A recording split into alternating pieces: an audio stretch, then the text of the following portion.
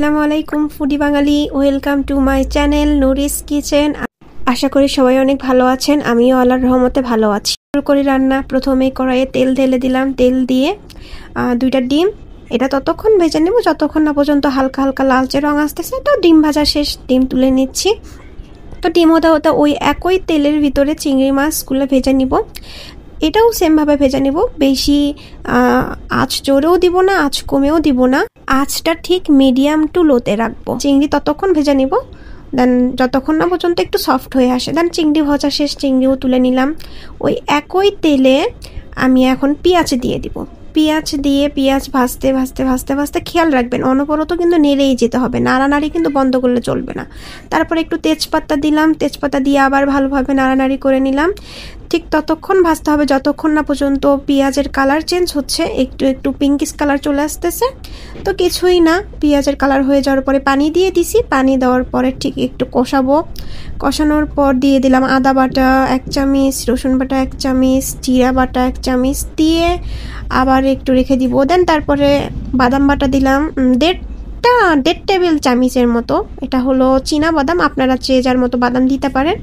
দিয়ে ভালো করে মিক্সড করার পরে গুঁড়ামরিচ দিলাম 1 চামচ, আর 1 চামচ দিলাম গুঁড়ামরিচ। দেন সামান্য একটু হলুদের গুঁড়ো দিলাম। তারপরে একটু লবণ, জিরা দিলাম। জিরার পরে দিলাম ধনিয়া গুঁড়া 1 চামচ করে, স্বাদ মতো লবণ দিব। এটা আপনাদের অনুযায়ী দিয়ে দিবেন আর কি। দেন তারপরে একটু লেবুর রস দিলাম, একটা লেবুকে অর্ধেক করে নিয়েছি, নেওয়ার পরে লেবুর রসটা দিয়ে দিলাম। এখানে আপনার স্বাদটাকে ইনহ্যান্স করবে। লেবুটা দেওয়ার পরে ভালোভাবে নাড়াচাড়া করে দিব। একটা লেবুর অর্ধেকই দিয়েছি, আপনারাও চেষ্টা করবেন একটা লেবুর অর্ধেক, যে যার পরিমাণ মতো রান্না করবেন। আমি আমার পরিমাণ মতো রান্না করেছি।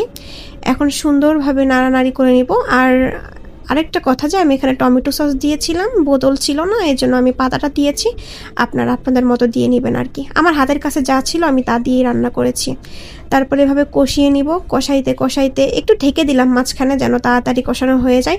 মশলা যত ভালো কষাবেন আপনার রান্না ঠিক তত বেশি ভালো হবে।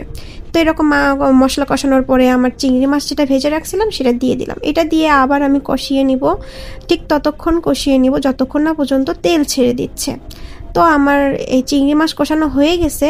আসলে আমি টক দই দিতে ভুলে গিয়েছিলাম, যার জন্য আমি দিয়ে দিচ্ছি এখন।